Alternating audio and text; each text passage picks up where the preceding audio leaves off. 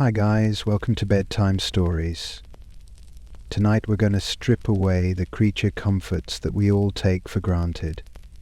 We're going to turn off the smart thermostat, unplug the electric blanket, forget about double-paned windows, and travel back to a time when staying warm wasn't a minor adjustment on a dial, it was a literal survival sport.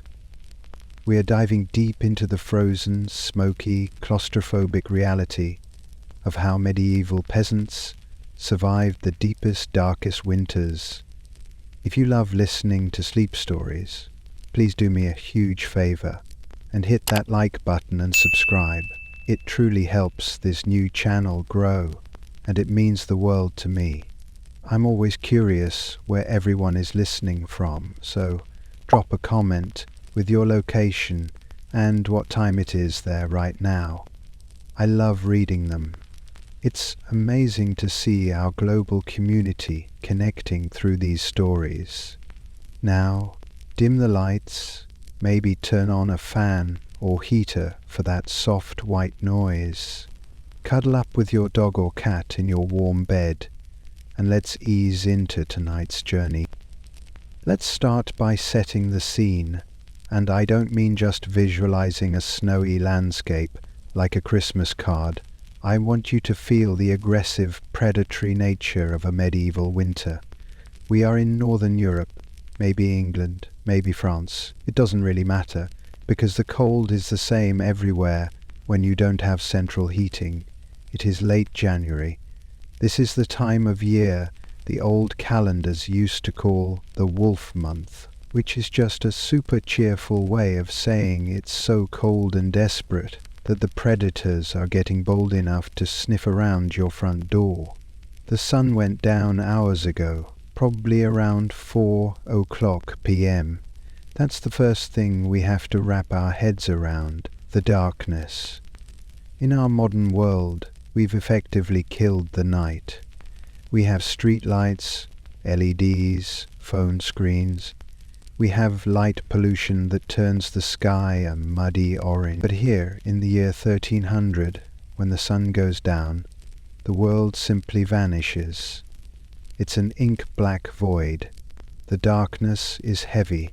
It feels physical, like a weighted blanket you didn't ask for. If you step outside your door, you literally cannot see your hand in front of your face unless the moon is out. It's a sensory deprivation tank, but one that can freeze you to death in an hour. You are standing outside a peasant's cottage. Let's look at this structure, because this is the primary defense system against the elements. It's essentially a glorified basket. The walls are made of wattle and daub. If you don't know what that is, imagine weaving a bunch of sticks together like a wicker chair. That's the wattle. And then slathering it with a mixture of mud, clay, straw, and animal dung. That's the daub. When it dries, it forms a wall. It's actually surprisingly decent at keeping the wind out, provided you've done your maintenance. But let's be real, it's mud. You are living inside a dried mud pie. The roof is thatched tightly bundled reeds or straw. It's thick, maybe a foot deep, and it hangs low, like a hat pulled down over a forehead, trying to keep the heat in.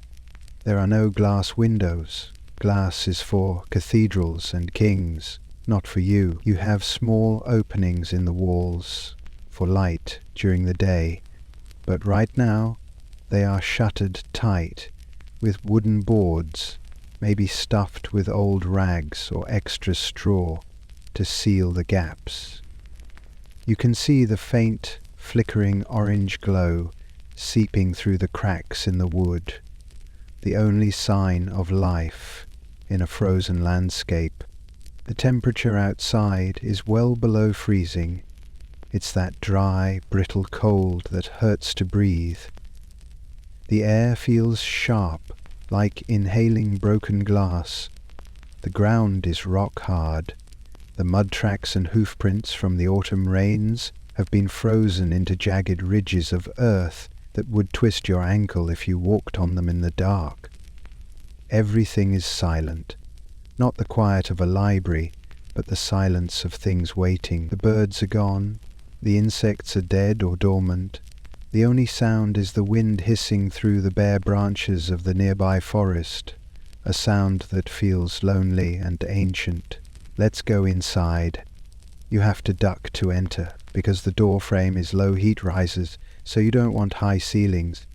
And frankly, nobody was that tall anyway. You push open the heavy wooden door. It creaks on iron hinges, or maybe just leather straps if you're poor, which you are. And you step into the main room. The first thing that hits you isn't the warmth, it's the smell. We need to be realistic about this. We can't romanticize the past. The air inside this hut is thick enough to chew. It's a cocktail of wood smoke, unwashed human bodies, stale food, damp wool, and the distinct earthy pungency of livestock. It smells like a barn that someone decided to cook dinner in, because that is essentially what this is. Your eyes water immediately. There is no chimney. Chimneys are high-tech luxury items in the medieval period. The iPhone 15 Pro Max of architecture. You don't have one. Instead, there is a central hearth, a stone circle in the middle of the dirt floor, where the fire burns. The smoke rises up and pools in the rafters, eventually drifting out through a small hole in the roof, or just seeping through the thatch. This creates a very specific atmosphere inside the house. There is a smoke line. If you stand up straight, your head is in the smog. You'll be coughing within seconds. So everyone learns to move with a slight stoop, or they spend their time sitting low on stools or benches. The ceiling beams are coated in shiny black soot, hanging down like stalactites. It's carcinogenic as hell, but it also preserves the wood, keeping the bugs out of the roof. It's a trade-off. Everything in the Middle Ages is a trade-off. The fire is the heart of the home. It is the only reason you are alive. If that fire goes out tonight, you might not wake up. It's not just a utility. It's a member of the family that needs constant feeding and attention. It's burning peat or wood, casting a flickering, dancing light that barely reaches the corners of the room. The shadows in the corners are deep and long, twitching as the flames jump. It's spooky. It's easy to see why these people believed in goblins and house spirits. When the lighting is this bad, a pile of rags in the corner looks a lot like a demon crouching in the dark. Let's talk about the floor. It is dirt, just packed earth. Over generations of feet walking on it, it's become hard and smooth, almost like concrete, but it sucks the heat right out of your body. In the summer, you might cover it with fresh rushes or herbs to make it smell nice, medieval air freshener. But now, in the dead of winter, those rushes are old, brittle, and matted down with months of debris. Bones from dinner, nutshells, spilled ale, mud tracked in from outside. It's all trodden into the floor. It's essentially a compost pile that you walk on. You are wearing your winter gear inside. There is no concept of changing into comfy PJs. You wear your clothes until they fall off or until spring comes, whichever happens first. You are wearing a linen undertunic, which is the layer closest to your skin. It was probably white once, now it's a shade of beige grey that doesn't exist on a Pantone colour chart. Over that, a wool tunic. Wool is the miracle fabric of the Middle Age. It keeps you warm even when it's wet. It's scratchy, it's heavy, and it smells like wet sheep. But it works.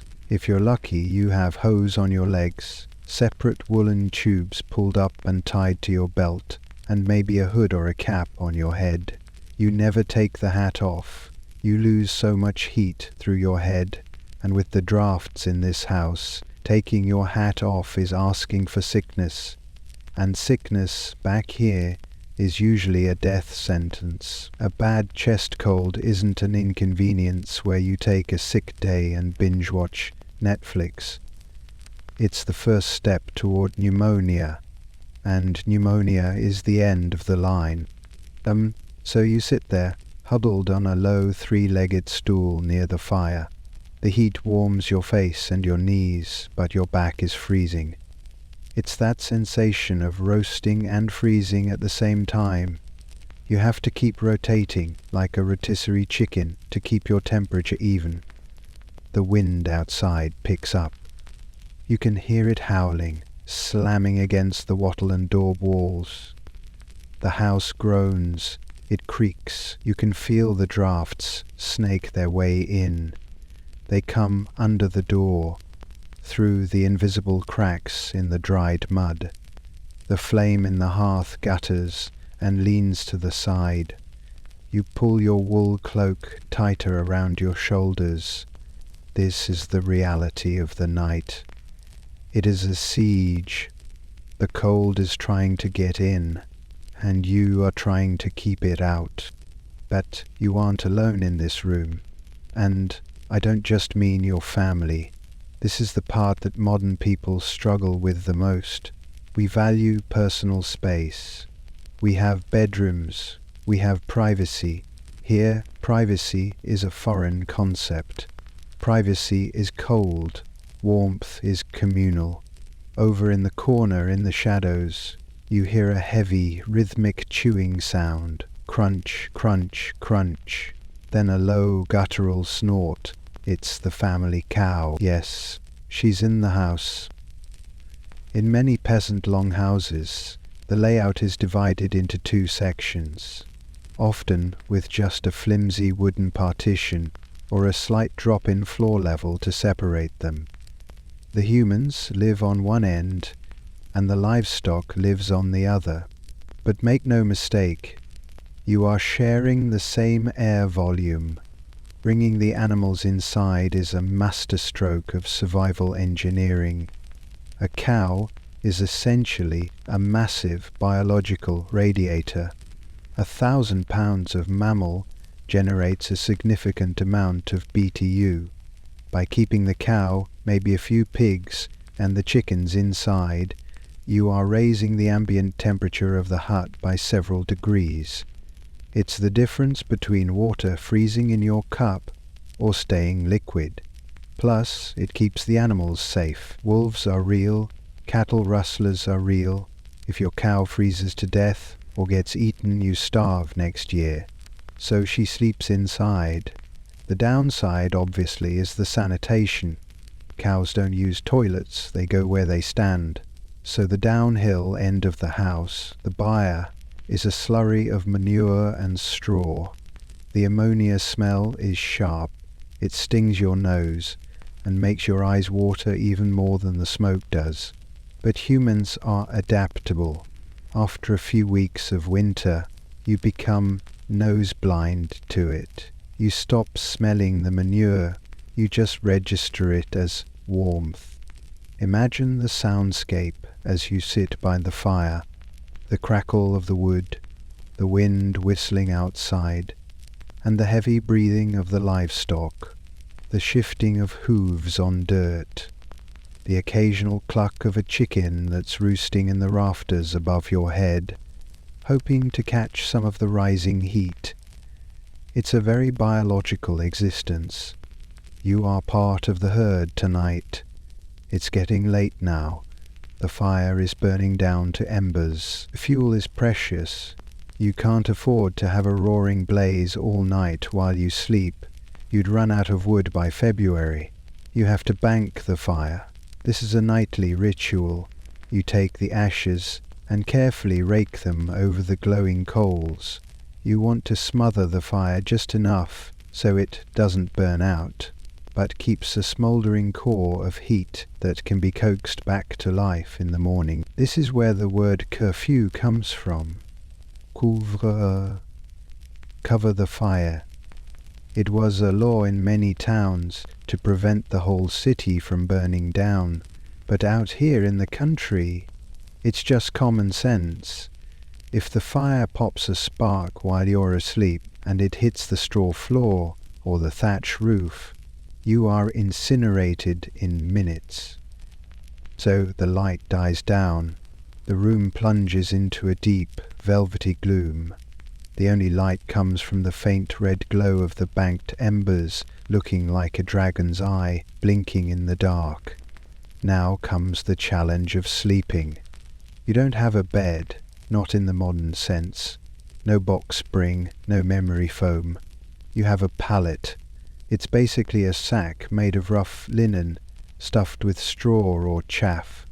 It's lumpy, it rustles loudly every time you move, and it's on the floor. Or maybe, if you're fancy, on a raised wooden platform to get you off the cold ground and away from the rats. Because there are rats, we have to address the wildlife that lives inside the house with you. The thatch roof is a haven for mice, rats, and spiders. As the house cools down, you can sometimes hear them scuttling in the straw above you. Sometimes they fall. Imagine drifting off to sleep and having a mouse land on your chest. It happens. You just brush it off and go back to sleep. You're too tired to scream. And then there are the smaller guests. Fleas, lice, bedbugs. Everyone has them. It's not a sign of being dirty, it's just a fact of life. The straw in your mattress is a breeding ground. As you lay down you feel them. The itch is constant. It's a background sensation, like the hum of a refrigerator in a modern home. You scratch in your sleep without waking up. Your skin is tough, desensitized. You prepare for bed by doing the opposite of what we do. You don't get undressed. You pile on more. You might take off your boots, maybe loosen your belt, but the tunic stays on, the hose stay on. You wrap yourself in your cloak. The whole family sleeps together. This is the other main heat source for body heat, the bundle. Father, mother, children, maybe a grandparent, all huddled together on the grand mattress of straw. It's a puppy pile of humanity. You sleep back to front, spooning for survival. The little kids are in the middle, the warmest spot. The parents are on the outside, acting as the heat shield. There's a strict hierarchy to the sleeping arrangement. If you're on the edge, you're freezing. If you're in the middle, you're toasty, but you're also being crushed and you can't breathe. And let's be honest, medieval hygiene being what it is, the middle of the bed is a fragrant place to be. Nobody has bathed since October. Bathing opens the pores, or so the medical wisdom of the time says, and open pores let in the bad air, the miasma that causes sickness. So, you stay dirty, you stay greasy. That layer of natural oil on your skin is actually another layer of insulation. It's gross, but it's practical. As you lay there, listening to the wind, the cold starts to creep back in. The fire is banked. The draft from the door is searching for you across the floor. You pull the rough wool blanket up over your head, creating a little pocket of warm air with your own breath. You breathe shallowly to conserve heat. The darkness is absolute now. You are waiting for sleep, but you are also waiting for the dawn, which is 14 hours away.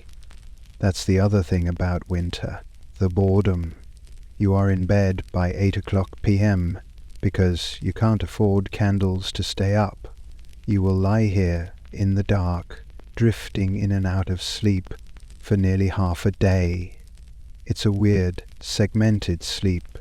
You might wake up at midnight, chat for a bit, maybe tend the fire, and then go back to sleep. But right now, you are just drifting.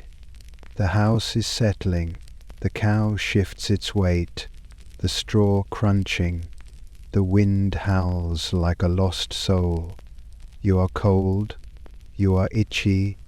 The air smells of smoke and manure. But you are safe. You are inside. And for tonight, that is enough. But enough is a relative term, isn't it? Because in the medieval world, sleep isn't the solid, monolithic block of 8 hours that we strive for today. We are obsessed with the solid 8. We track it on our watches. We obsess over our REM cycles. We freak out if we wake up at 3 o'clock a.m. But here, in the freezing dark of 1300, nobody sleeps through the night. It's physically impossible. The cold won't let you. About 4 hours after you drift off, let's say it's around midnight or 1 o'clock a.m., you wake up. This isn't insomnia.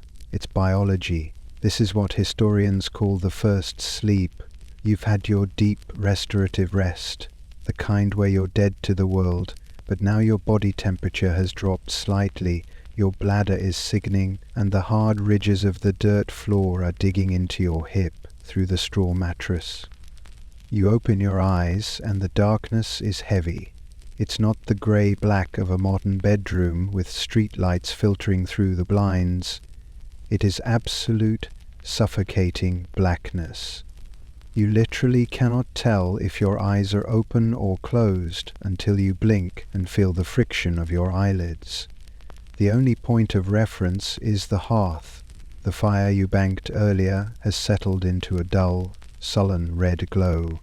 Pulsating faintly like a dying star, it gives off almost no light, just enough to outline the jagged silhouette of the unburnt logs.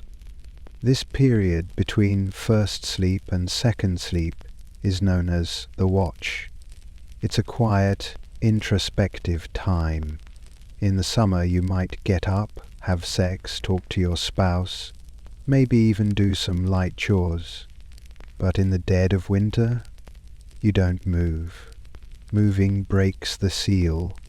Right now, you are a localized climate zone.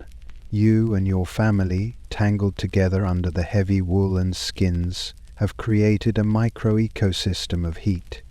It's humid, it smells like unwashed humanity and old cheese, but it is warm.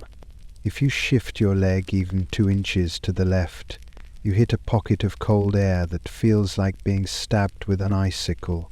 It shocks you awake. So you lie perfectly still, trapped in your own warmth, listening to the world freeze around you. The house sounds different at this hour. The wind has changed. Earlier it was blustering and aggressive, shaking the doors. Now the wind has often died down, leaving behind a silence that is somehow worse.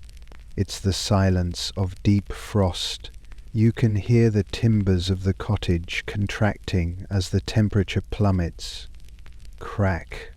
A sharp pistol shot sound from the roof beam above you. Groan. The wattle walls shifting as the mud freezes solid.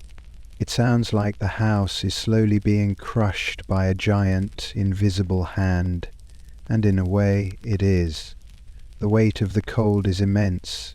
You can hear the breathing of the others, your spouse's rhythmic exhale, the soft, whistling snore of a child, the deeper, wetter breathing of the cow on the other side of the partition. Occasionally the cow shifts. A hoof clacks against a stone. A heavy body thuds against the wooden divider. It's a comforting sound, actually. It reminds you that you aren't the only living thing left in the universe.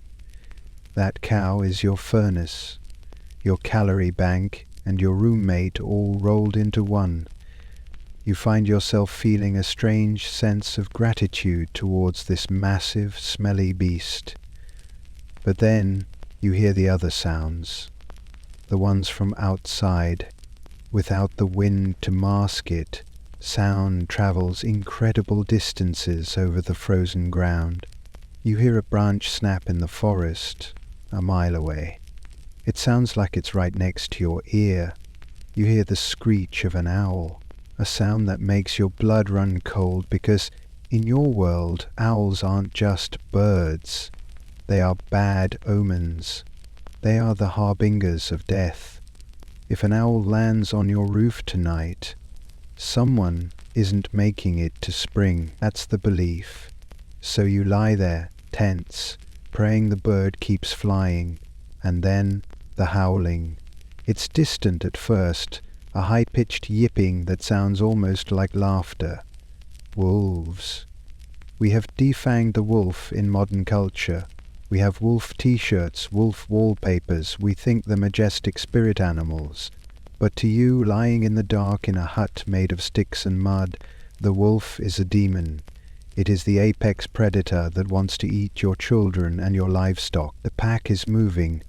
You can hear them calling to each other, coordinating.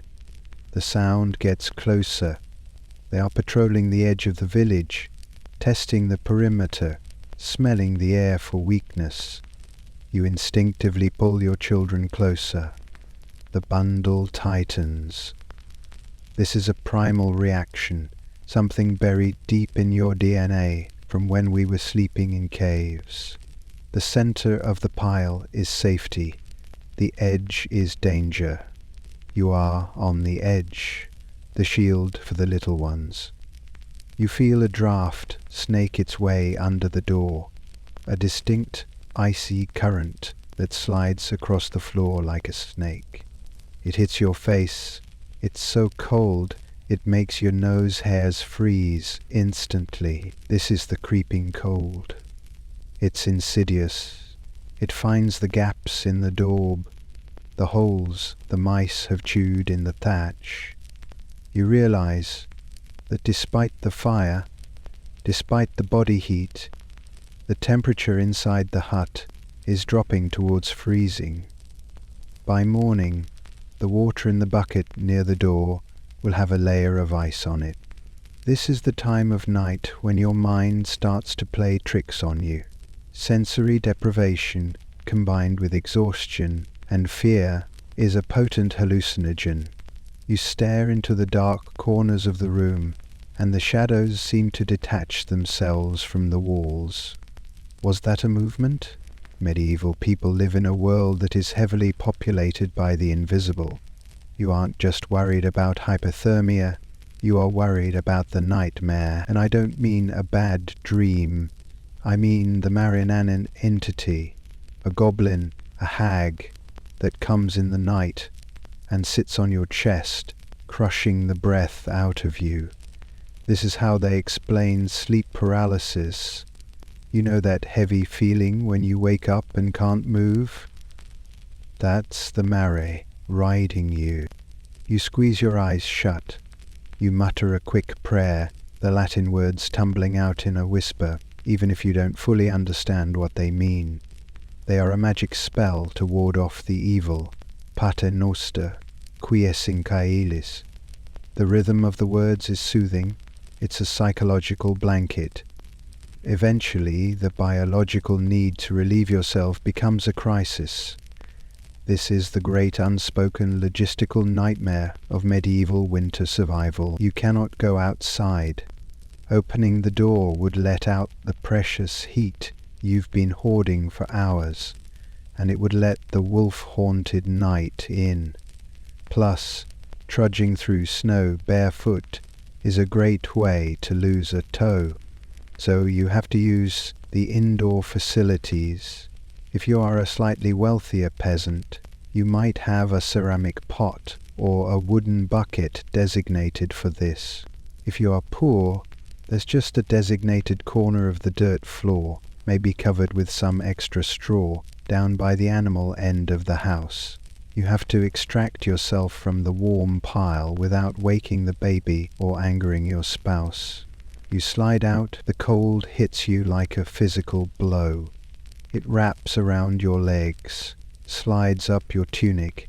You are shivering violently within seconds. The air temperature in the room is probably around 35 degrees Fahrenheit, around 2 degrees Celsius. You do your business as fast as humanly possible, teeth chattering, eyes darting around the dark room, scanning for the glowing eyes of rats or goblins. Then, the scramble back to bed. You dive back into the pile, but now you are cold. Your skin is like ice. Your spouse grumbles and shifts away from your freezing feet. You have to endure the shivering phase, that uncontrollable vibration as your body desperately tries to generate kinetic heat. It takes 10, maybe 20 minutes to stop shaking and reintegrate into the thermal collective. During this watch, if you can't get back to sleep immediately, you might talk, quietly, whispers in the dark.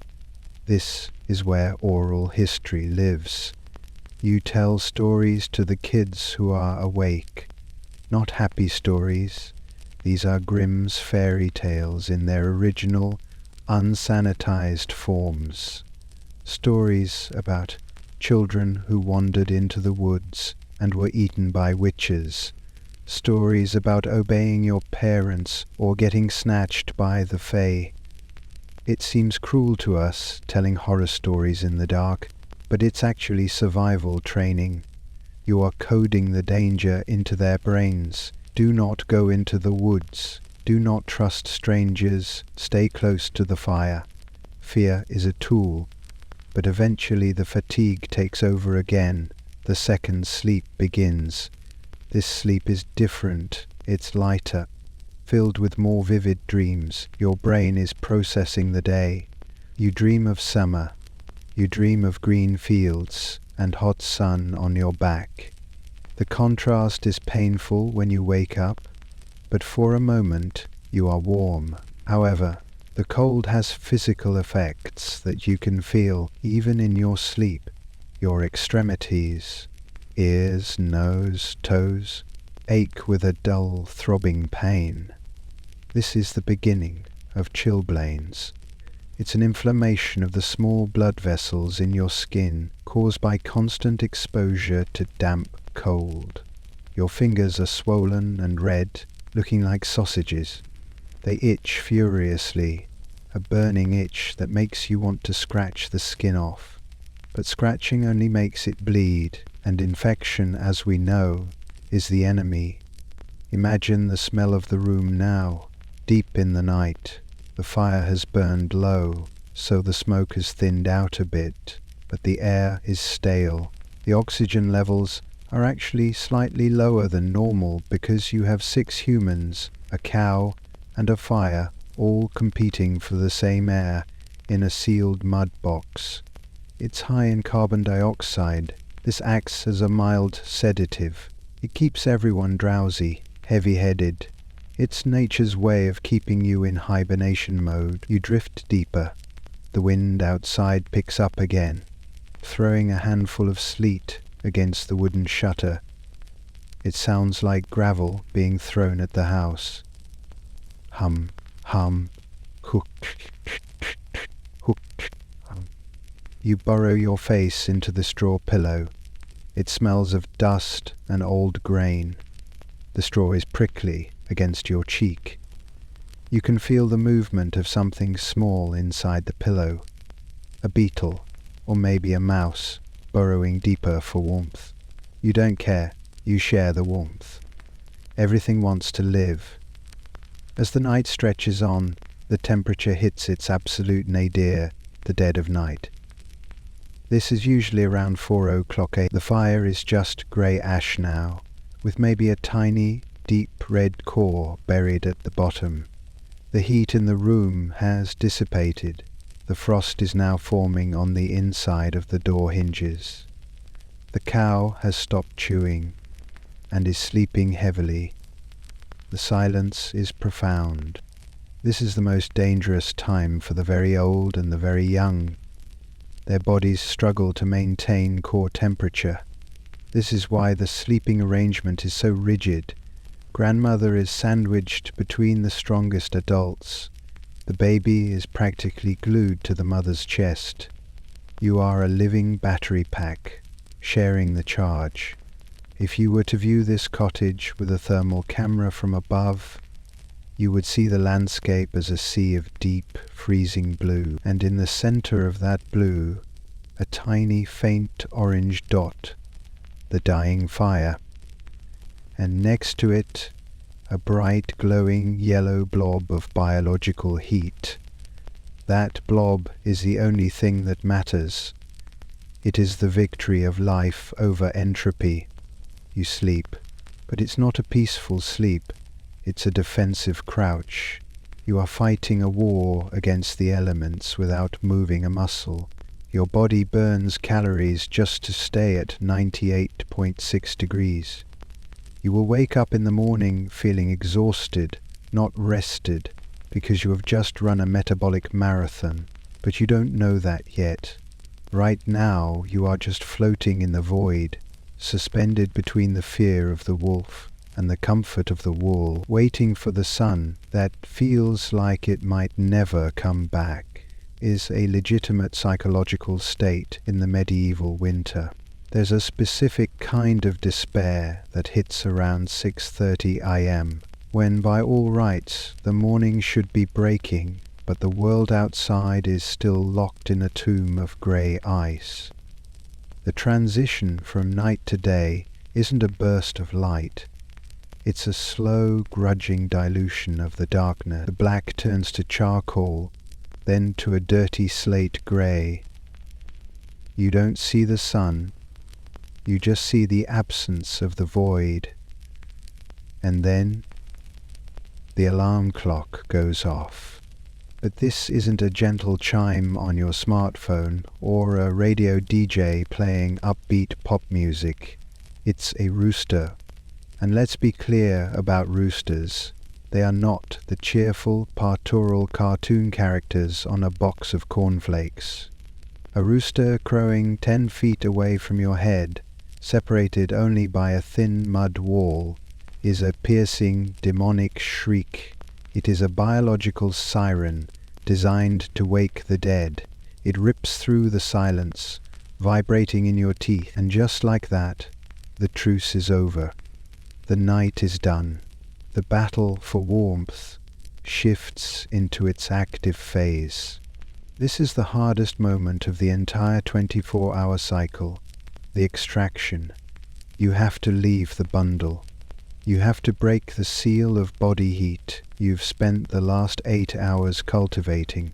The air in the cottage is stagnant and frigid. If you left a cup of ale out on the table, it is now a solid block. The frost on the inside of the roof thatch glitters like diamond dust in the gloom. Someone has to be the first one up. Usually this falls to the woman of the house, the firekeeper.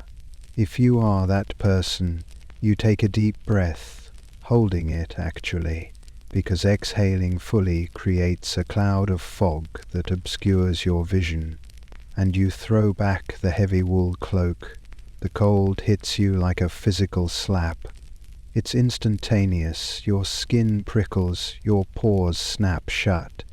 You scramble out of the pile, moving fast, your bare feet hitting the dirt floor. The floor is colder than ice because it saps the heat from your soles instantly. You are dancing, hopping from foot to foot, trying to minimize contact with the earth. Your first objective is the hearth. You rush to the center of the room, shivering violently. You look at the pile of grey ash. This is the moment of truth. Did the seed survive? You grab an iron poker or just a green stick and gently, surgically scrape away the top layer of ash. If you see a faint, dull red glow underneath, relief washes over you. The dragon is still asleep, not dead. You lean down, putting your face inches from the ash, inhaling the dust, which makes you want to cough, but you suppress it, and you blow. Gently at first. You feed it tiny scraps of punk, dried fungus or charred linen that catches a spark easily. The glow brightens. It turns orange, then yellow. You add a twig, then a larger stick. A flame licks up. That tiny flame is the most beautiful thing you have ever seen. It's civilization. It's life. But if the fire is out? If you dig through the ash and find only cold grey dust, That is a disaster. It means you have to start from scratch with flint and steel, striking sparks into tinder with frozen, clumsy fingers that can barely grip the metal. It can take 20 minutes of frustration, cursing and shivering before you get a spark to catch. In the worst case scenario, if your tinder is damp, you might have to send a child running to a neighbor's house, if there is a neighbor, to borrow fire, carrying a burning coal in a clay pot back to your hut. It's humiliating. It's the medieval equivalent of your car battery dying and having to ask a stranger for a jump start, but with much higher stakes. Once the fire is crackling, the smoke begins to fill the room again, adding a fresh layer to the stalactites of soot on the ceiling. The rest of the family starts to stir. The bundle unravels. Children emerge, hair matted, eyes bleary. There is no morning shower. There is no face wash. The water bucket by the door has a layer of ice on it, an inch thick. You have to smash it with the handle of a ladle just to get to the liquid.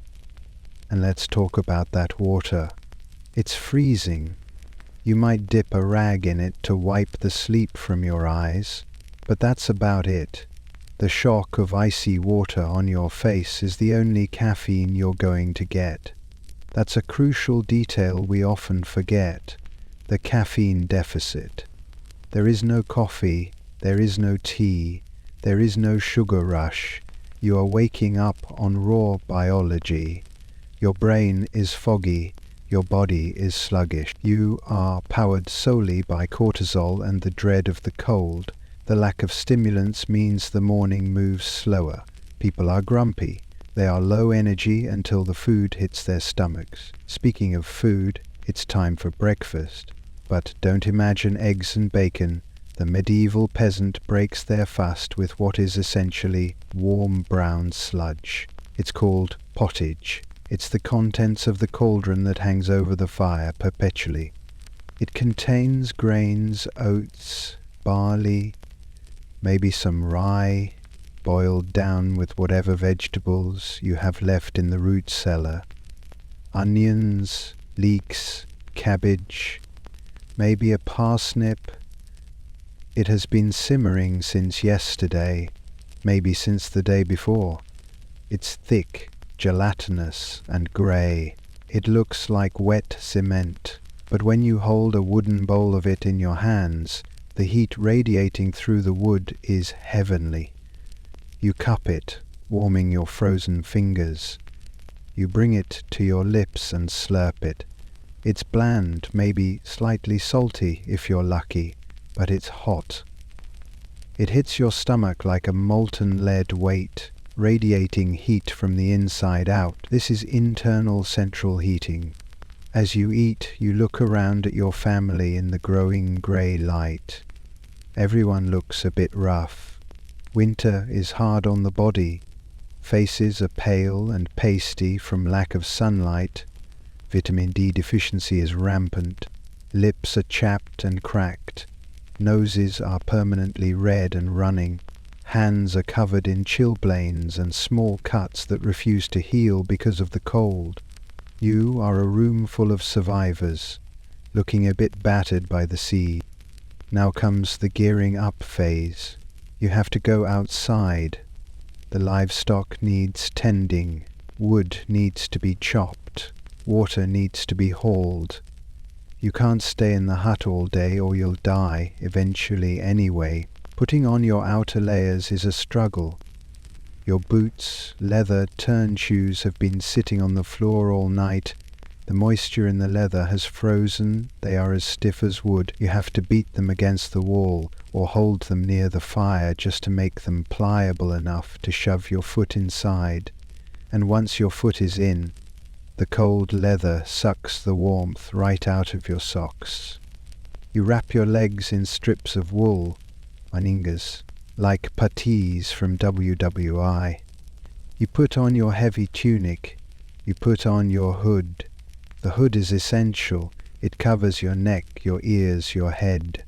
You pull it tight. You put on mittens. usually made of sheepskin with the wool on the inside.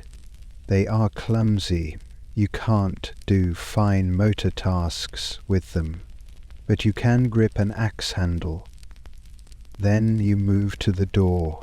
This is a mental threshold. You know what's on the other side. You take a breath, brace your shoulder against the wood, and shove. The door scrapes open, pushing back a drift of snow that has piled up against it during the night. The light hits you first. It's blinding. After the gloom of the smoke-filled hut, the reflection of the sun on the snow is searing white. You squint, your eyes watering instantly. This is snow blindness in a minor key. Then the air hits you. It is pristine, crisp, and absolutely lethal. It cleans the smoke out of your lungs in one breath, but it freezes the mucus in your nose instantly. You step out. The snow crunches loudly under your boots. The silence of the medieval winter landscape is immense. There is no traffic noise, no aeroplanes, no electric hum, just the wind in the bare trees and the occasional snap of a frozen branch. The world is a black and white photograph. The trees are black skeletons. The ground is a white sheet. The sky is a hard, pale blue, or a threatening steel grey. You trudge to the barn, or rather the lean-to shed where the hay is kept. The animals inside the house are getting restless. They want out, or at least they want food. You have to muck out the byre. This is the glamorous reality of history. You take a wooden shovel and scoop up the manure from the cow end of the house. It's steaming. In the freezing air, the pile of dung smokes like a volcano. You carry it outside to the midden heap. It's heavy, back-breaking work, but it warms you up. This is the secret to staying warm. Manual labor. You don't generate heat by sitting. You generate it by working. Chopping wood is the best heater there is. As the old saying goes, he who chops his own wood warms himself twice, once when you chop it and once when you burn it. So you grab the axe. The handle is slick with frost. You swing. Thwack! The wood is frozen, so it doesn't split easily. It shatters. Shards of oak fly off like shrapnel.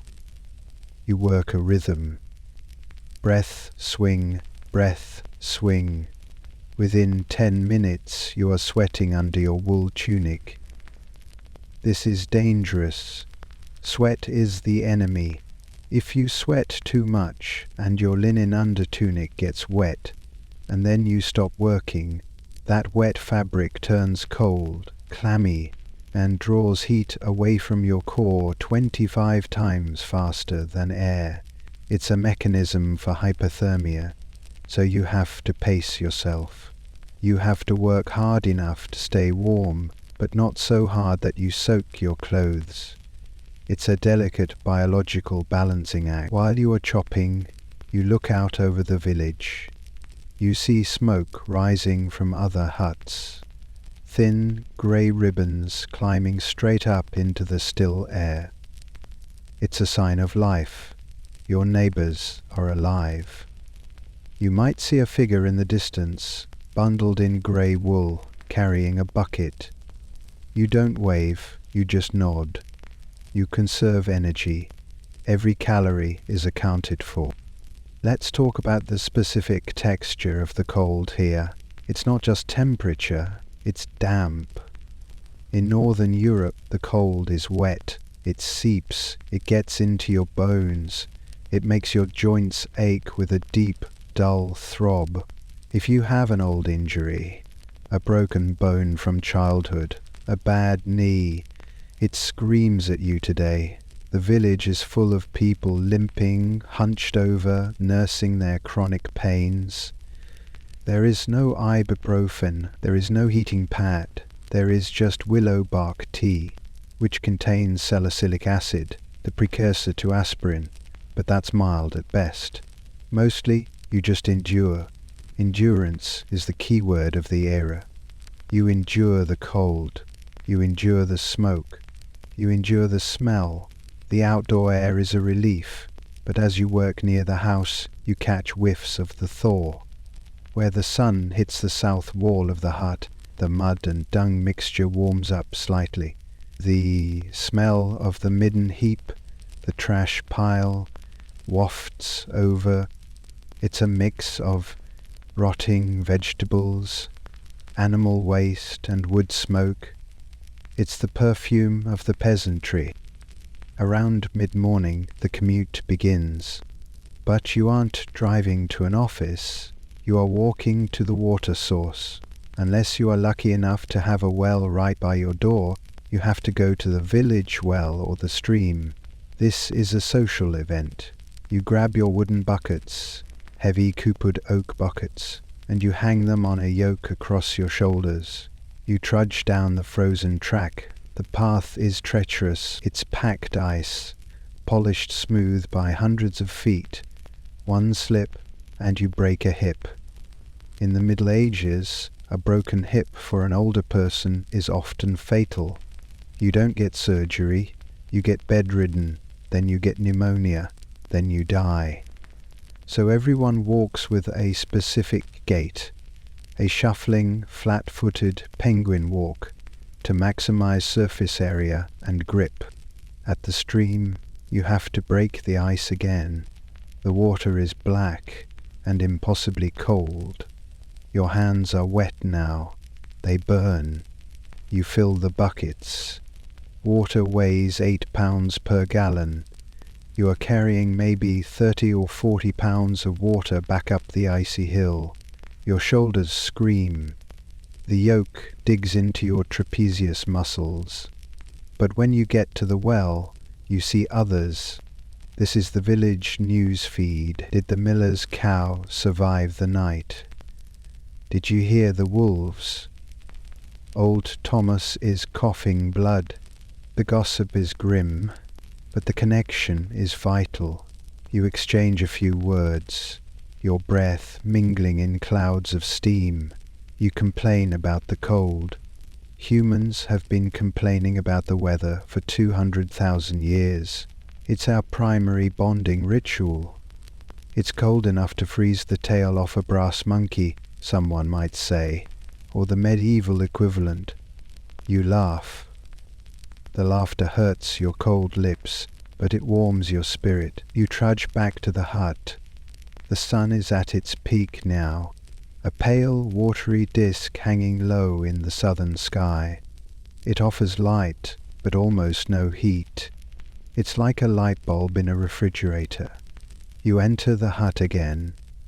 The transition is jarring. Your eyes have adjusted to the snow glare, so the hut looks pitch black.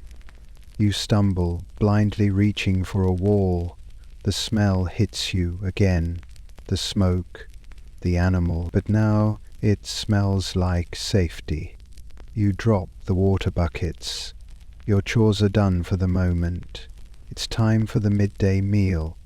In the winter, you usually only eat 2 meals, a late morning dinner and an early evening supper.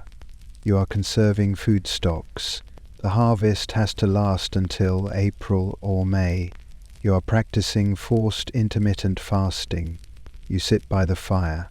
Your face burns as the blood rushes back into your cheek. Your fingers start to tingle painfully. The screaming barfies, as modern ice climbers call it. The sensation of blood returning to frozen capillaries is agonizing. You grit your teeth and rub your hands together. You have survived the night. You have survived the morning.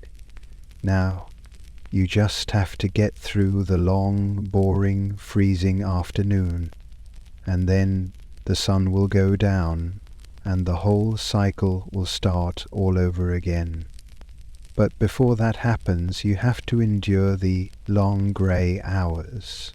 This is the stretch of time between the noon meal and the onset of twilight. In the summer, this is when you'd be sweating in the fields, harvesting wheat, fighting off horseflies and praying for shade. But now?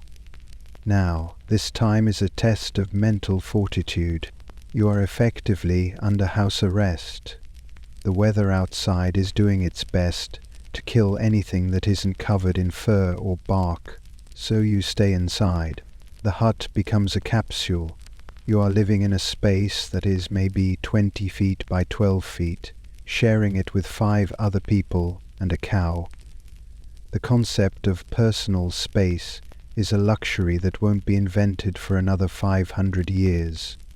You are in each other's pockets, breathing each other's air, smelling each other's unwashed existence. This is where cabin fever comes from. It's not just an expression. It's a psychological condition. The walls of Wattle and Daub seem to shrink a little every day. But unlike a modern snow day where you can binge-watch a series or doom scroll on your phone, you have absolutely no passive entertainment. You cannot read, you own no books, and even if you did, you're likely illiterate. There is no music unless someone sings. There is just the work. Because even in the dead of winter you never ever stop working. Idleness is the devil's workshop, the priest tells you on Sundays, but honestly, idleness is just boring. You work to keep your hands busy and your mind from eating itself. Look at the women of the house. They are the engines of the textile industry. In the corner, by the little light filtering through the cracked shutter, your mother or wife is spinning. She is holding a distaff, a stick with a cloud of raw wool tied to it, tucked under her arm or into her belt. In her other hand, she has a drop spindle. This is a piece of technology that is as important to the Middle Ages as the microchip is to us. It's a wooden stick with a weighted disc at the bottom. Usually made of clay or stone, she pulls a tuft of wool, twists it with her fingers, and spins the stick. Where the spindle drops, spinning like a top, twisting the fibers into thread. Catch, wind, repeat. Where catch, wind. It is a hypnotic, rhythmic sound. It's the background track of the peasant life. A woman in this era can spin while walking, while cooking, while scolding children, maybe even while sleeping if she's good enough. It's muscle memory.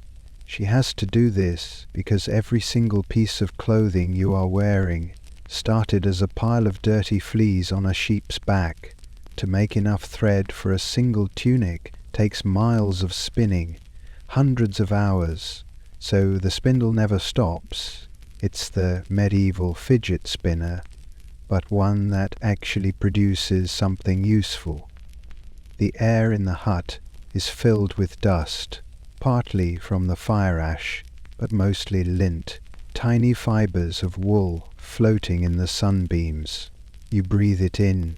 Your lungs are basically lined with felt by the time you're 40. The men are working too. They are sitting on the benches, hunched over, whittling. This is the time for make and mend. You are fixing the tools that broke during the frantic harvest season. You are carving a new handle for a spade out of ash wood. You are weaving a new basket from willow with you cut by the river. The floor around the men is covered in wood shavings. These are great. They smell like fresh timber, cutting through the funk of the room. And later they make excellent kindling for the fire. Nothing is wasted. Let's talk about the kids. What do children do when they are locked inside for 3 months? They don't have Legos. They don't have iPads. They have bones. Knuckle bones is the classic game. They are literally the vertebrae or ankle bones of sheep. The kids sit on the floor, tossing them up and catching them on the back of their hands, or flicking them to knock over other bones. It's dexterity training. It's quiet, intense, and surprisingly competitive. You hear the sharp clack, clack, clack of dry bones hitting the hard dirt floor. They also learn by watching. A 6-year-old girl is already trying to spin wool. A 7-year-old boy is learning how to sharpen a knife on a whetstone. There is no childhood as a separate, protected realm of play. They are just small adults in training. They are listening to the conversation, soaking up the gossip, the survival tips, the ghost stories, and amidst all this there is the ever-present anxiety about food. You look up at the rafters. This is your pantry. Hanging in the smoke, amidst the soot, are your reserves. There's a side of bacon, not the nice pink strips you get at the grocery store, but a slab of salted, cured pork that is as hard as a plank of mahogany. It's been smoked for weeks. It looks like an old boot. There are strings of dried onions and garlic. There might be a bag of dried beans or peas suspended on a hook to keep the rats from getting to them. This food has to last. You are constantly doing mental math. It's February 2nd. We have half a sack of grain left. The new harvest isn't until August. We need to cut rations. This is the hungry gap. It's that terrifying window in late winter and early spring when the old stores run out, but nothing new has grown yet. It's the time of year when people starve, so you snack carefully. Maybe you grab a piece of pocket food, dried apples if you had a good year, or maybe just a chunk of hard bread. Let's really examine the bread. This isn't Wonder Bread. It's dark, dense, and heavy. It's made of maslin, a mixture of wheat and rye. It has a thick crust that you have to gnaw on, and here's the kicker, it's gritty. The millstones that ground the flour were made of stone, obviously, and as they grind, tiny particles of rock sand wear off into the flour. Over a lifetime, this sand acts like sandpaper on your teeth. If you smile at your grandfather across the fire, you'll see his teeth are worn down flat, maybe even down to the gum line. It's painful. Dental abscesses are a major killer. But right now, that bread is pure energy. You chew it slowly, letting your saliva soften it, savoring the nutty, sour taste of the rye. The atmosphere in the hut is cozy in a grotesque sort of way.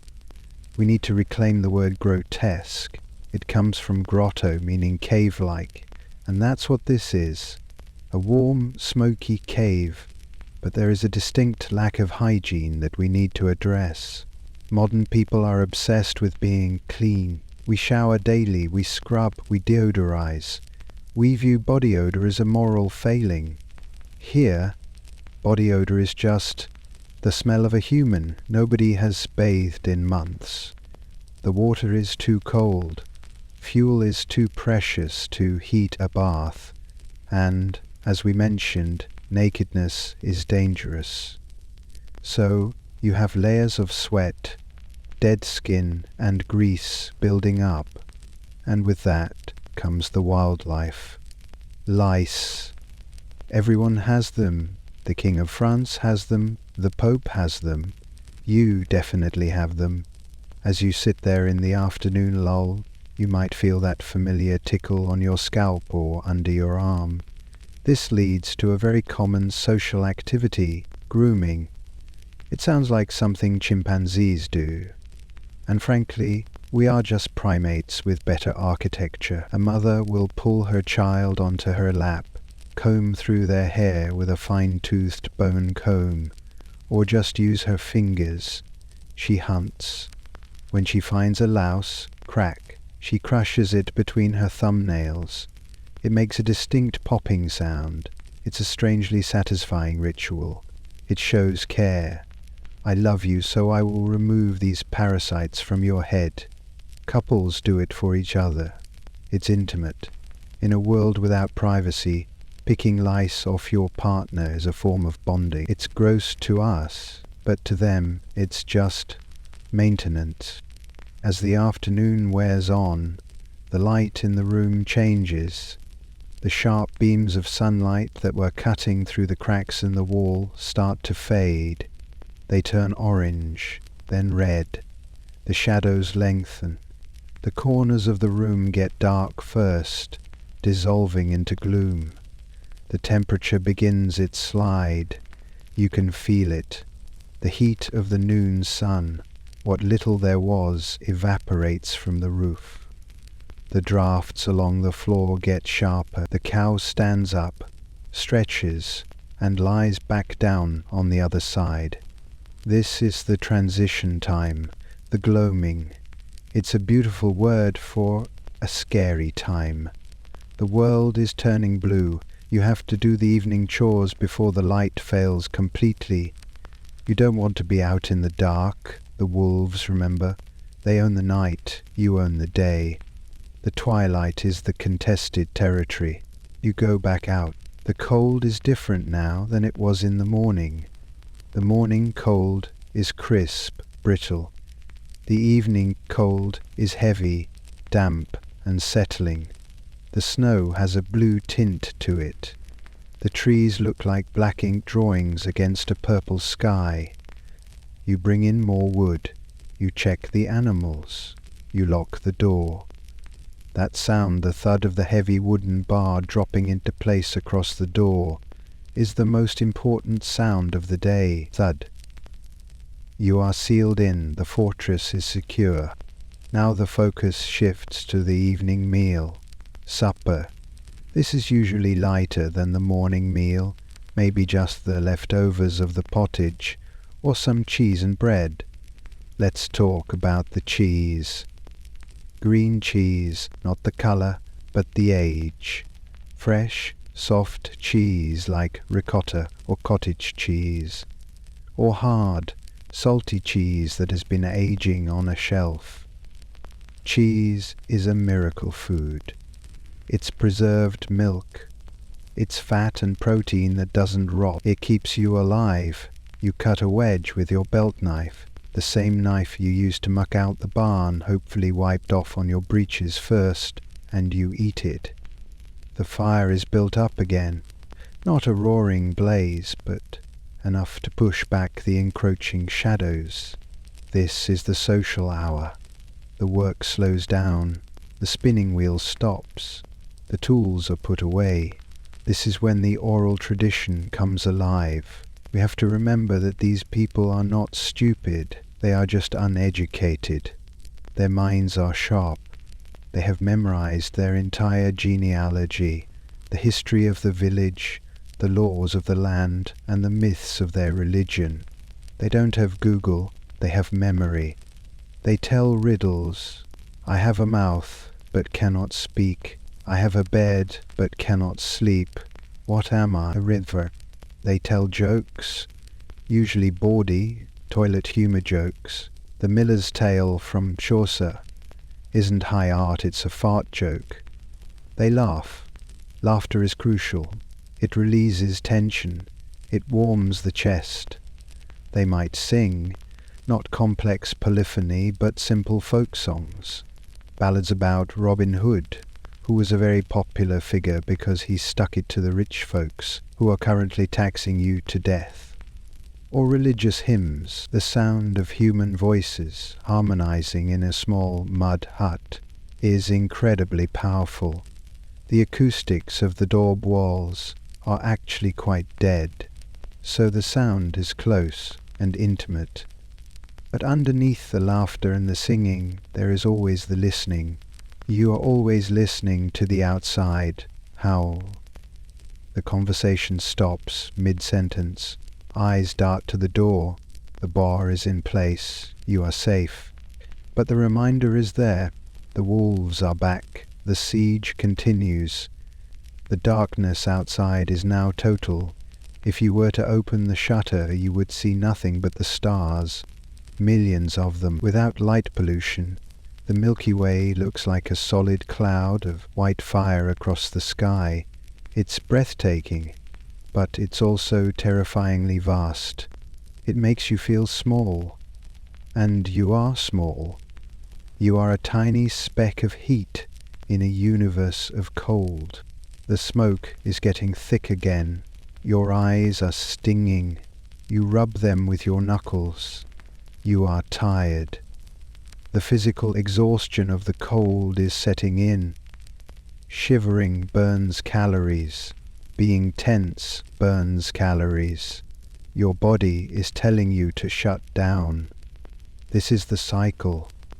You survive the night to work the day, to survive the night. There is no weekend, there is no vacation, there is only the seasons. And right now, the season is death.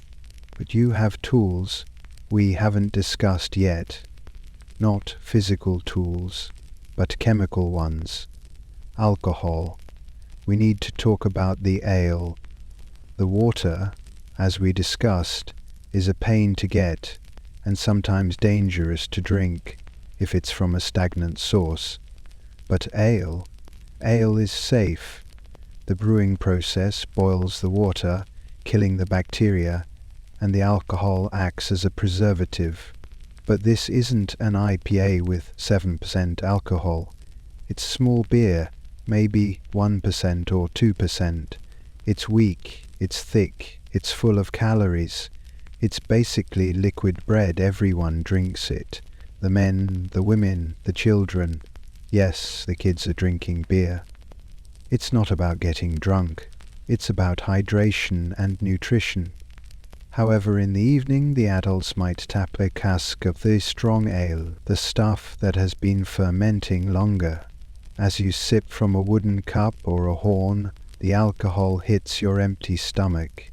It creates a false warmth. It flushes your skin. It numbs the aches in your joints. It makes the smoke seem less choking and the floor seem less hard. It is the oldest coping mechanism in human history.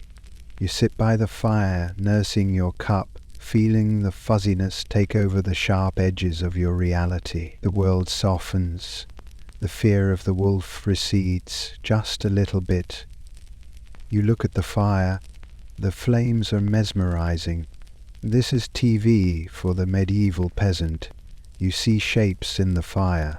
Salamanders, dragons, faces. You divine the future from the sparks.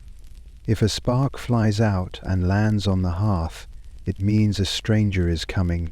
If the wood pops, it's an argument. You read the fire like a book.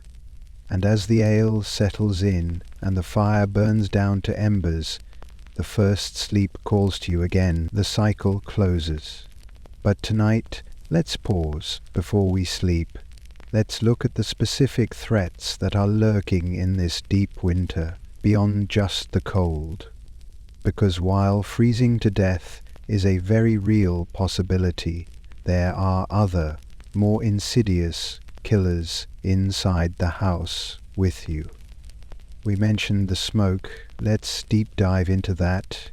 You are breathing particulate matter that would make a modern OSHA inspector faint. Carbon monoxide, creosote, but there's also the mold. The damp thatch is a breeding ground for fungal spores. As the hut warms up and cools down, the condensation feeds the mold. You are breathing it in. This is why winter cough is chronic. Everyone sounds like they have consumed a gravel driveway. The coughing is just the soundtrack of the night. And then there's the ergot. This is a terror that sits in your grain bin. Remember the rye bread? If the summer was wet and the grain wasn't dried properly, a fungus called ergot grows on the rye.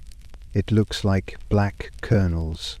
If you grind it up into the flour and eat it, well, ergot contains alkaloids that are precursors to LSD. But it doesn't give you a fun, trippy experience. It gives you St. Anthony's fire. It starts with a tingling in the fingers and toes, then burning, intense screaming, burning pain, like your limbs are on fire, then gangrene, your fingers turn black and fall off, or it attacks the brain, hallucinations, convulsions, madness. You might see demons coming out of the fire. You might think your neighbor is a wolf. So as you sit there chewing your bread, there is a game of Russian roulette happening. Is the bread clean, or is this the loaf that makes you go crazy? But you eat it, because the alternative is starvation, and hunger is a much more immediate problem than potential madness. The night deepens. The wind is back. It's rattling the shutters, demanding entry. You pull your cloak tighter. You are a survivor. You have made it through another day. But tomorrow is Candlemas, a feast day. And feast days mean a break in the routine, but also new superstitions, new rituals, and new ways to try and bribe the universe into bringing back the spring. But tomorrow is Candlemas, and in the medieval calendar, Candlemas, February 2nd, is a massive deal. It's not just a religious obligation, it's a psychological checkpoint. It marks the official end of the Christmas cycle. Yes, Christmas lasted 40 days back then, which sounds exhausting, but more importantly it marks the midpoint of winter. There is an old peasant rhyme that everyone knows. If Candlemas Day be fair and bright, winter will have another flight. If Candlemas Day be clouds and rain, winter is gone and will not come again. Sound familiar? It should. This is the great-great-grandfather of Groundhog Day. Except instead of a groundhog in Pennsylvania, medieval Europeans looked for a bear, a badger, or just the shadow of the priest. If the sun comes out today, you are screwed. It means the wolf month is going to drag on for another 6 weeks. If it's cloudy and miserable, spring is around the corner. It's the only day of the year where you actually pray for bad weather, so the morning of Candlemas feels different. The mood in the hut is shifted. The crushing boredom of the long grey hours is replaced by a frantic energy. You are going out. You are going to town, or at least to the village centre where the church is. You actually try to clean yourself up. This is a relative term. You take a rag, dip it in the icy water bucket, and scrub the visible parts: face, neck, hands. The dirt on your neck has formed a kind of geological strata, and scrubbing it off leaves your skin red and raw. You might use a little bit of soapwort, a plant that lathers up when you crush it, but mostly it's just friction. You put on your Sunday best. For a peasant, this doesn't mean a suit. It means your other tunic, the one that doesn't have quite as many holes in it. Maybe you have a belt with a slightly shinier buckle. The women might wear a headscarf that has been bleached white in the summer sun, stored away in a chest with lavender to keep the moths off. It's the medieval equivalent of putting on a clean t-shirt. It's a flex. Then you hear it, the bells. We are so used to noise, traffic, phones, Spotify, that we forget how quiet the pre-industrial world is. But the church bells, they are the loudest thing on earth. When the bronze bells in the stone tower start ringing, they cut through the frozen air like a physical shock wave. You can feel the vibration in your chest. Bong, bong, bong, bong. It's the community push notification. It's summoning you. You leave the hut, the whole family goes. You even bring the baby wrapped in so many layers of wool they look like a fabric ball. The door is barred, but you leave the cow inside. She'll be fine. You join the stream of people walking toward the church. This is the commute again. But today, everyone is out. You see neighbours you haven't seen in 3 weeks because they've been hibernating. You analyze them. Old Miller looks thin. The smith is walking with a limp. You are assessing the casualty rate of the winter. The church looms ahead. It is built of stone. This is crucial to understand. For most peasants, the church is the only stone building they will ever enter. Your house is mud and sticks. The Lord's house is rock. It feels permanent, eternal, indestructible. It is the fortress of God. You step inside. The transition is sensory overload. First, the temperature. It is freezing. Stone holds the cold. It is actually colder inside the church than it is outside in the sun. It's a damp, crypt-like cold that seeps into your boots immediately. There are no pews. Pews are a modern invention for people with weak backs. In the Middle Ages, the nave of the church is an open space. You stand, or you kneel on the freezing stone flags. But look up, the stained glass. Even in a small village parish, there might be one or two decent windows. Coloured glass is rare. It's magic. When the sun hits the red and blue glass, it throws jewels of light onto the grey floor. For a peasant who lives in a world of brown mud, grey sky and white snow, this pure saturated colour is mind-blowing. It's the medieval IMAX. It's virtual reality. You stare at it and you are transported out of your miserable existence. And the smell. It doesn't smell like smoke and manure in here. It smells of incense, frankincense, and myrrh, imported from lands you can't even imagine. It smells sharp, spicy, and expensive. And underneath that, the smell of beeswax. This is the candle in Candlemas. The priest is up at the altar. He is wearing vestments of gold and white silk. Again contrast this with your rough, itchy wool. He looks like a being from another dimension. He is chanting in Latin, Lumen ad revelationem gentium, a light for revelation to the Gentiles. You don't speak Latin, but you know the rhythm. It's a spell, it's a comfort. Now comes the main event, the blessing of the candles. Everyone gets a candle, but there is a strict class system here, even in wax. The candles on the altar, the ones for God, are beeswax. They are golden yellow. They burn with a clean, steady, bright flame, and they smell like honey. They are pure. They represent the virgin flesh of Christ. Your candle? Unless you are a very wealthy peasant, your candle is tallow. Let's talk about tallow.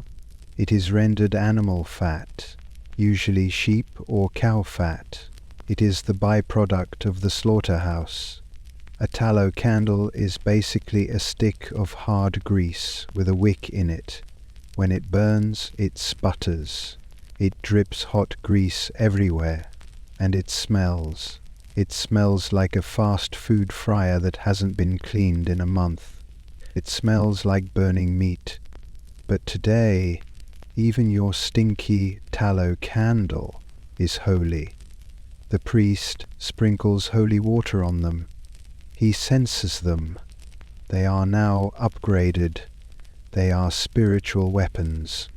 You light your candle from the holy flame. The light spreads through the congregation. Hundreds of tiny flames flickering in the draughty stone hall. The symbolism is heavy. The light of the world piercing the darkness of winter. It's beautiful. It's one of those moments where the community feels like a single organism. You are all huddled together in the cold, holding your little lights, defying the night. You are supposed to take this candle home. It's not for reading. It's a disaster preparedness kit. You keep the Candlemas candle safe. You only light it during a thunderstorm, or when a woman is in labor, or when someone is dying. It's the nuclear option. If the demons are attacking, you light the holy candle. After the Mass there is a procession. You walk around the churchyard, trudging through the snow, carrying your lights. The priest looks at the sky. Everyone looks at the sky. Is it sunny? If the sun is blazing down, sparkling off the snow, a collective groan goes through the crowd. 6 more weeks of this. The farmers shake their heads. The badger saw his shadow, they mutter. It means the frost will hold. It means you have to stretch your grain rations even thinner. But if it's grey, overcast, and maybe sleeting a little, people smile. They clap each other on the back. A storm on Candlemas means the winter's back is broken. The thaw is coming. After the church services, the day turns into a feast. Now, feast is a relative term. You aren't having a boar's head and wine like the lord in the castle, but you are eating better than pottage. Candlemas is often associated with specific foods, particularly crepes or pancakes. Why? It's not just a culinary quirk, it's resource management. Lent is coming, Ash Wednesday is just around the corner, and Lent in the Middle Ages is hardcore. No meat, no dairy, no eggs, no lard, for 40 days. It is a vegan boot camp enforced by the threat of eternal damnation. So right now, you have a problem. You might have some eggs stored in a cool place. You might have a crock of lard or butter. If you keep them, they will rot before Easter, so you have to eat them now. You mix the flour, the eggs, the milk, and the fat. You make thin, crispy cakes fried in the pan over the fire. Imagine the taste. After months of grey, boiled sludge, the taste of fried dough and fat is explosive. It's rich. It coats your tongue. You might even have a little honey to drizzle on it. It is a calorie bomb, and your body craves it. You eat until you are full, a sensation you haven't felt since November. The thirst, this is the carnival atmosphere. From carnival, goodbye to meat. The ale flows freely today, the strong beer is tapped, people get drunk. And when medieval peasants get drunk, social barriers start to dissolve. The village gathers, maybe in a barn or just standing around a large bonfire in the square. This is where the tension releases. You look at the manor house on the hill. The Lord is there. He probably came to church, sitting in his special box, wearing fur-lined velvet. He looks warm. He looks well fed. There is a simmering resentment in the winter. You are freezing. He is not. You are eating rationed bread, he is eating roasted venison. But today the ale dulls the anger. You laugh at the Lord. You make fun of his pointy shoes. You mock the priest's singing voice. This is the safety valve of feudalism. You get one day to blow off steam, to eat pancakes, to drink, to forget that you are essentially a serf tied to the land. But the party can last all night. The cold is still waiting. As the sun goes down on Candlemas, hopefully behind a bank of clouds, the adrenaline of the holiday fades. The sugar crash or honey/carb crash hits. The alcohol wears off, leaving you with a headache and a dehydration problem. You walk back to your hut. The transition is brutal. You go from the communal warmth of the bonfire and the church back to the isolation of your mud box. You enter the hut. It's freezing. The fire has died down while you were out. You have to restart it. The baby is crying because it's cold and overstimulated. The cow is mooing because she hasn't been milked yet. Reality comes crashing back in. You look at your food stores. You used a lot of your luxury items for the feast. The bacon is smaller. The butter is gone. Now you are staring down the barrel of the hungry gap. February and March are the true killers. In December and January you still had the bulk of the harvest. You were psychologically prepared. But now the supplies are dwindling. The potatoes, if you had them, which you don't because they are in Peru, would be sprouting eyes. The apples are shriveled and brown. The grain bin is looking terrifyingly empty. You can see the bottom, and you know that even if the spring comes early, nothing grows in March. You can't eat mud. You have to survive until the first greens appear, until the nettles and the dandelions shoot up so you can make soup out of weeds. You take your holy candle, the stump of tallow you saved from the church, and you wrap it carefully in a scrap of linen. You put it in the safest place in the house, maybe inside the family chest, or tucked into the thatch where the rats can't eat it. Sancta Maria, ora pro nobis, you whisper. You strip off your Sunday tunic. You put the dirty, soot-stained daily tunic back on. You are back in uniform. The night settles in. But tonight there is a slight shift in the atmosphere. The silence isn't quite as heavy. You have passed the marker. You have reached the halfway point. You have eaten the sun in the form of a golden pancake. You climb back into the family bed. The straw rustles. You huddle together. Did you see the smith's wife? Your spouse whispers. She's pregnant again. God help her, you reply.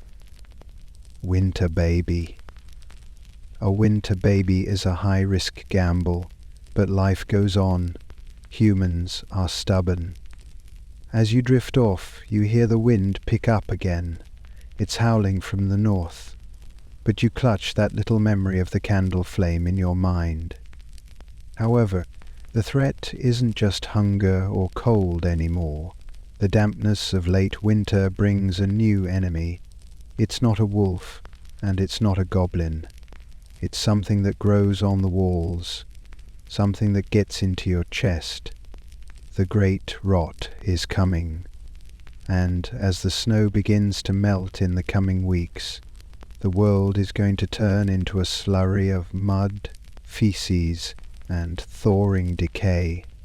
The romance of the white snow is about to be replaced by the squalor of the thaw.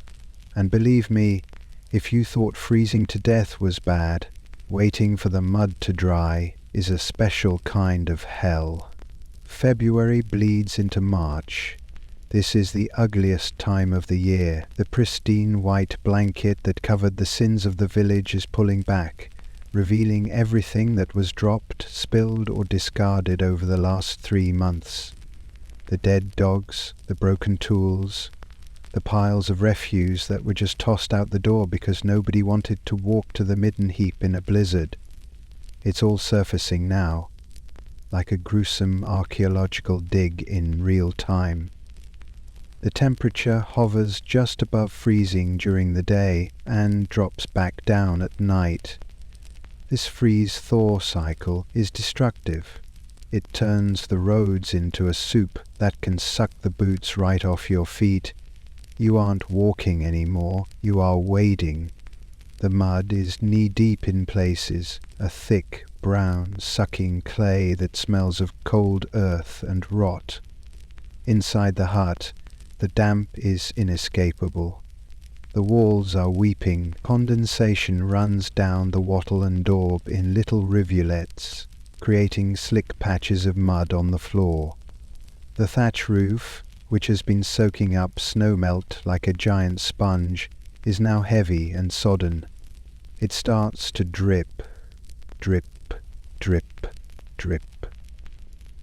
It's Chinese water torture, medieval style. You put a bucket under the leak, but then another one starts over the bed, then one over the hearth. The floor turns into a quagmire. You are living in a swamp.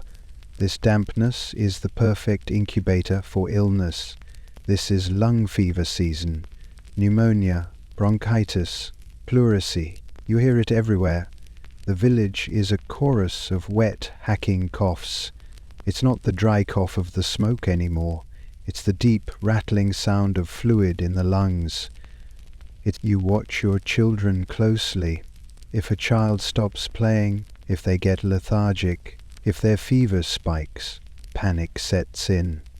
There are no antibiotics. There is no Walgreens.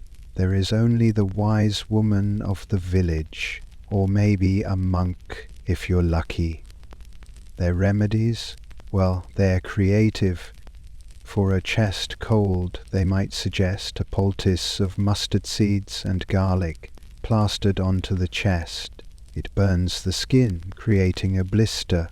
The theory is that the blister draws out the sickness. It's counter-irritation therapy. It hurts like hell, but the garlic might actually have some mild antimicrobial properties. Or they might suggest swallowing a live spider rolled in butter. Yes, you heard that right. That's a real folk remedy. The logic is that the spider will weave a web inside you and catch the bad humors. You catch a spider from the rafters. God knows you have enough of them. Roll it in a scrap of precious butter and feed it to your sick child. You watch them swallow it, praying that this tiny arachnid is going to fight the demon in their lungs. It's desperation masquerading as medicine. But the biggest threat right now isn't the cough, is the pantry. We are deep in the hungry gap now. It's mid-March. The grain bin is empty. You are shaking out the last few grains of oats from the bottom of the sack. The bacon is gone. The cheese is a memory. You are entering the phase of famine foods. You start looking at things that aren't technically food. Acorns. You can gather them from under the snow in the forest. They are bitter and full of tannins that will tear your stomach lining apart. If you don't process them, you have to shell them, crush them, and soak them in running water for days to leach out the poison. Then you dry the mush and grind it into a flour. It makes a bread that is flat, hard, dark brown, and tastes like dirt. But it fills the belly. You start stripping bark. The inner bark of pine or birch trees can be dried and ground up to mix with your tiny amount of flour. Bark bread. It provides fiber, sure, but almost no calories. It's sawdust. You are eating trees. You look at the seed corn. This is the ultimate taboo. You have a small sack of grain set aside for planting in the spring. If you eat this, you die next year. It's that simple, but your children are crying now.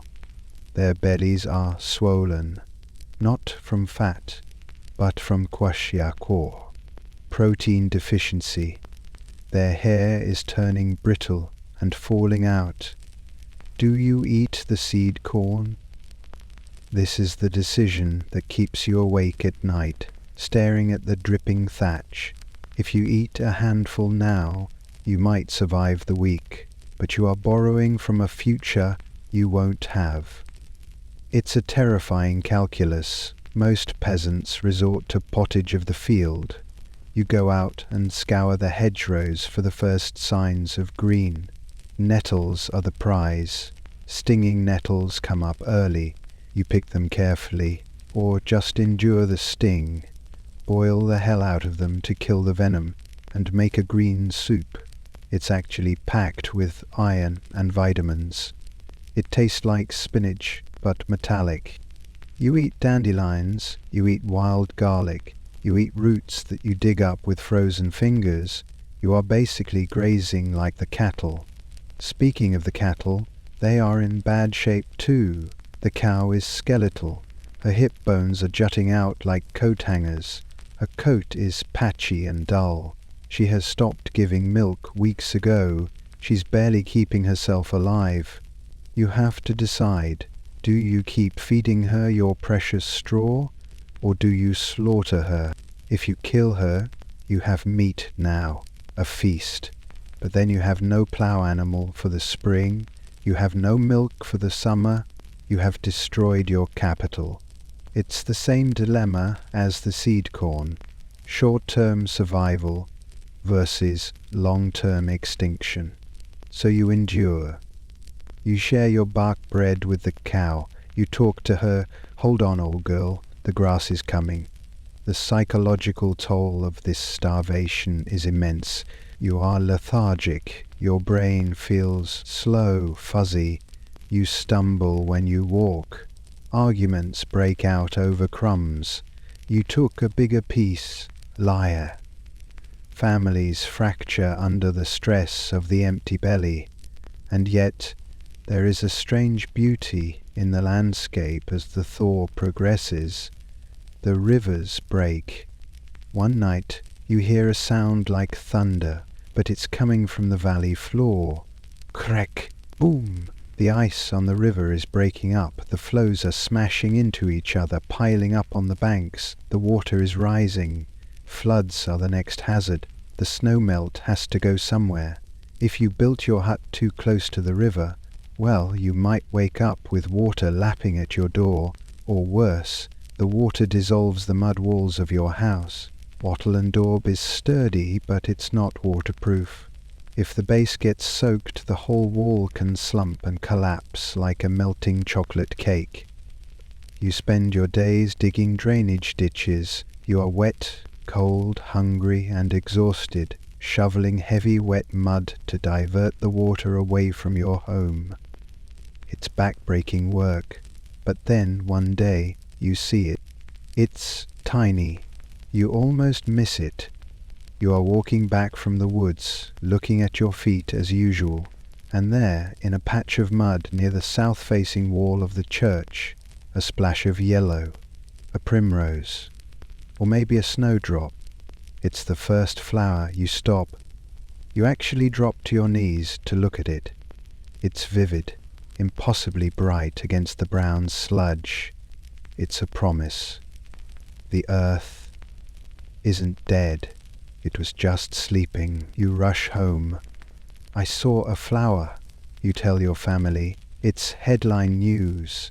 It's better than hearing you won the lottery. The mood in the hut shifts instantly. The winter blues, which is a mild term for clinical seasonal depression, lift just a fraction. Fire. But nature has one last cruel trick to play. The lambing snow. Just when you think it's over, just when the first green shoots are showing, the wind turns north again. The temperature plunges. A late blizzard hits. This is the Widowmaker's storm. It catches you off guard. You might have let the fire burn low. You might have used the last of your good wood. The livestock might have been let out into the paddock. The lambs are being born right now. That's why it's called the lambing snow. Sheep are stupid. They will drop a lamb in a snowbank and walk away. You have to be out there. You spend the night in the field or in the open shed, playing midwife in a blizzard. You are covered in blood and amniotic fluid, which freezes on your hands. You are rubbing straw vigorously over a tiny, wet, shivering lamb, trying to jump-start its circulation. You might even bring the lambs inside the hut. Imagine the scene now. The hut is already crowded with humans and a cow. Now add 3 or 4 bleating, stumbling lambs. It's a zoo. But the lambs are warm, and they represent money, wool, meat, future. You save them. If you survive the lambing snow, you have made it. The sun that comes out after that storm is different. It has heat in it, real heat. You can feel it penetrating your tunic. The birds return, first the crows, then the smaller songbirds. The silence of the winter is broken by a dawn chorus that sounds like a symphony orchestra tuning up. It's loud. It wakes you up before the rooster does. You open the door and the air smells different. It doesn't smell like snow anymore, it smells like mud, but good. mud, fertile mud. It smells like growth castings and wet roots. It smells like growth. It is time to start the spring work. The men go out to the fields. The plough is brought out. It's a heavy wooden beast, maybe tipped with iron if the village is rich. It takes a team of oxen to pull it, usually a shared team. You pull your ox with your neighbour's ox. You stand at the edge of the field. It's a mess of stubble and weeds. You look at your hands. You're calloused, scarred, dirty. You are thin. Your belt is cinched to the last hole. But you are alive. You grip the plough handles. Hup! You shout to the oxen. The whip cracks. The beasts lean into the yoke.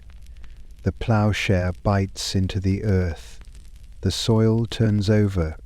It's dark, rich and steaming in the morning sun.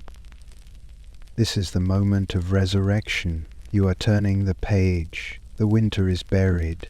The seed corn, the stuff you didn't eat, the stuff you guarded with your life while your stomach screamed, is brought out. You cast it onto the furrows. Sow, step, sow, step. It's an act of faith. You are burying your food in the dirt, trusting that the earth will give it back to you tenfold in 6 months. Back at the hut, the spring cleaning begins, and this is literal. The spring cleaning isn't a metaphor. It's a sanitary necessity. You open the shutters. You open the door. You let the wind blow through. You sweep out the old matted rushes from the floor, the ones full of bones and droppings and fleas. You burn them. The smoke is acrid, but it feels cleansing. You put down fresh herbs, meadowsweet, lavender, sage. The house smells green again. You take the blankets outside and beat them. Clouds of dust and dead skin fly out. You hang them in the sun to kill the lice eggs. You might even wash. Not a full bath yet. The river is still freezing. But a good scrub. You wash your hair. You feel lighter. The cycle has turned. You have survived the coldest nights. You have beaten the wolf, the hunger, the dark and the boredom. But as you look at your family in the bright spring sunshine, you see the cost. Grandmother isn't there. Her chair by the fire is empty. She didn't wake up during the deep freeze in February. You buried her in the hard ground, marking the spot with a simple wooden cross. The baby is thinner, quieter, but he's watching a butterfly flit past the door. He's smiling. You are survivors, and this is the reality of history. It's not about kings and battles. It's about this. It's about the endurance of ordinary people against a world that is indifferent to their suffering. It's about the triumph of waking up one more morning. As the sun sets on this first true day of spring, it's not the terrifying drop into the void anymore. It's a gentle fading.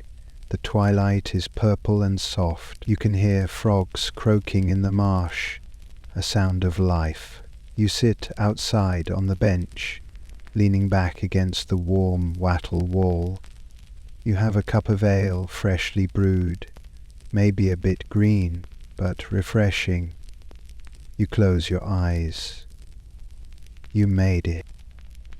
But as you sit there, listening to the frogs and feeling the residual warmth of the sun in the mud wall behind your back, there is a lingering thought in the back of your mind, a thought that you push down, but it's always there.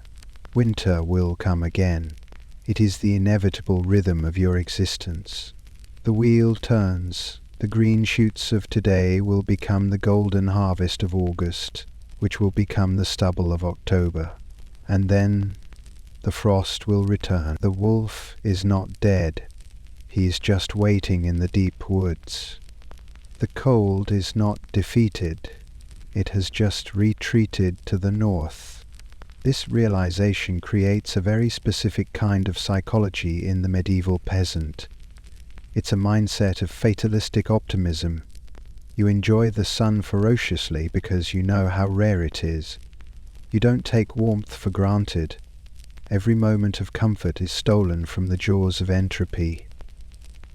As we wrap up our journey tonight, let's zoom out from the mud hut and look at the bigger picture of what this survival actually means for us. Lying here in our modern beds, we often look back at these people with pity. We see their dirt, their fleas, their smoke-filled lungs, and their struggle, and we think, how miserable. And in many ways you are right. It was miserable. It was hard, painful, and smelly. But there is another side to it. There is a resilience there that we have largely lost. Think about the bundle in the bed, the shared warmth. In our modern world, we are increasingly isolated. We live in climate-controlled boxes, often alone, staring at screens.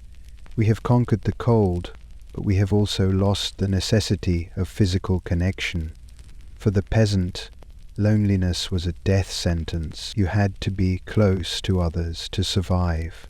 That creates a bond, a tribal closeness that is profound. And think about the silence, real silence, not the absence of noise, but the presence of peace.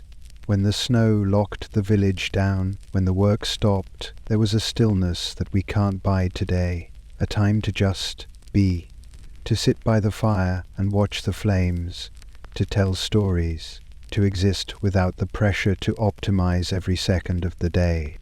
We carry the ghosts of these nights in our own DNA.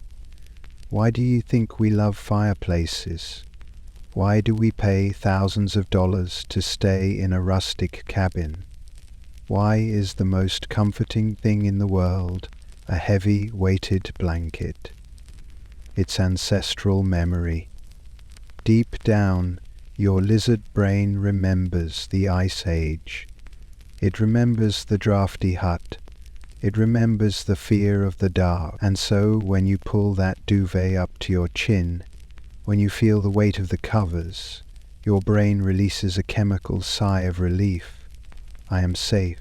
The wolf cannot get me. You are the descendant of the survivors. You are here because thousands of generations of people, tough, dirty, stubborn people, managed to keep that tiny spark of fire alive in the ash. They huddled together, they ate the bark bread, they fought off the despair so that you could exist. So tonight, as you lie there, I want you to feel that connection. Feel the luxury of your situation. You are lying on a mattress that is soft and clean. There are no straw ridges digging into your hip. There are no mice scurrying in the pillow. The air you are breathing is clean and conditioned. You can set the temperature to exactly what you want. That is a miracle. You are living like a god, compared to the Emperor of Rome, let alone a medieval serf. Let your body sink into that gratitude. Let it relax your muscles. Start with your toes. They aren't frozen. They aren't itching with chilblains. They are warm. Wiggle them gently, and then let them go still. Move up to your legs. No heavy wool itch, no stiffness from walking through mud, just soft sheets. Let your legs go heavy. Let them sink into the mattress. Your stomach, it's full. You aren't gnawing on hunger. You aren't worried about the grain bin running empty. You are safe. Let your belly rise and fall with your breath. Slow, rhythmic. Your shoulders, drop them away from your ears. You aren't carrying the yoke. You aren't swinging the axe. The work is done. The harvest is in. And your head. Quiet the noise. The wind isn't howling outside. The wolves are gone. The only sound is your own breathing and the quiet hum of the world resting. Imagine the village we visited tonight, but now it is summer. The fields are green and lush. The cattle are fat and grazing in the meadow. The sun is setting, casting a golden warm light over the thatched roofs. The smoke rising from the chimneys isn't a desperate defense against the cold. It's just the gentle sign of supper being cooked. The doors are open. The air smells of clover and honeysuckle. You are walking through that village, but you are just a ghost, a visitor. You see the families sitting outside, laughing, their faces clean, their eyes bright. They made it, they survived, and so have you. The night is coming, but it is a gentle night, a warm night. The stars are coming out, one by one, the same stars that watched over them, watching over you now. Drift away from the village. Drift up into the quiet, velvet dark. You are warm. You are safe. You are comfortable. The fire is banked. The door is barred. The story is told. Sleep well. The end. Sweet dreams.